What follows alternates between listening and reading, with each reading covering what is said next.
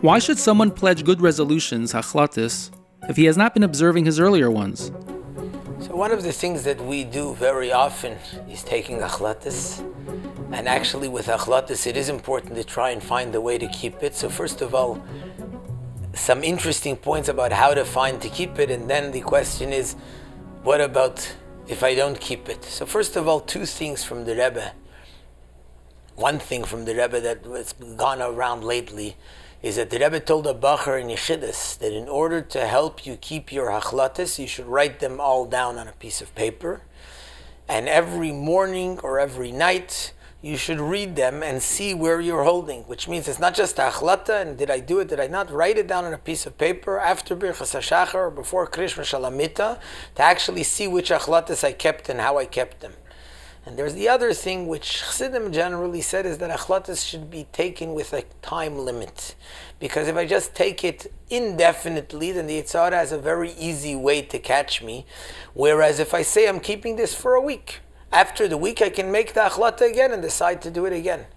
But it's something which there, since it has a time limit, it becomes much more realistic in my world. And yes, sometimes I took it and I didn't keep it. Okay, then I can right away take it again. But it's much easier to realize and to know how it works.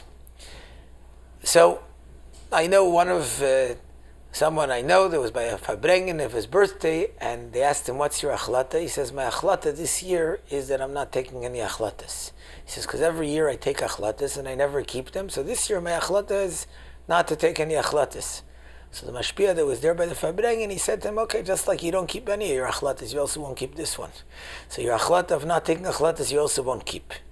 But the question that does come is, okay, the ideas are good and there are certainly something which should be implemented, but what does happen? I see time and again, I take hachlatas and they don't seem to be working, they don't seem to be being kept. So in addition to the fact that I should either, again, the time limit or take easier hachlatas, ones which are more accessible and more easy for me to keep, sometimes there is a concept.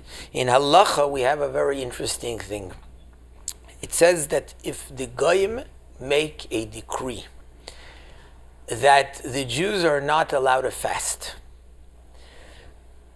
so what the problem is that usually the way Jews have done throughout the ages in order to get rid of evil decrees is when there was a bad decree, there was a gzeira, we set a fast day, and that's the way we daven to Hashem, and Hashem listened to our tefillas and he abolished the decree.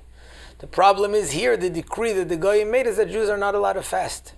So in halacha it says, and the Rebbe brings this often, that what one should do for it is make a hachlata, that when the decree will be abolished, when the gzeira will become batal, then we'll make a fast day.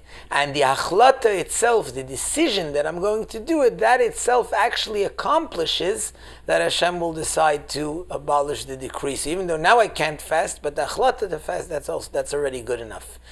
And that concept, although obviously it doesn't mean take hachlata and don't keep it, but we have to realize the power of hachlatas as well.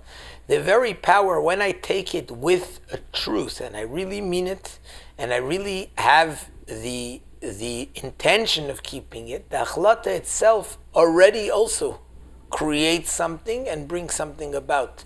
It already makes something in the world, including what it does is it makes something in me that it helps refine me, helps me so that I should actually be able to, and eventually, yes, keep the hachlatas that I make.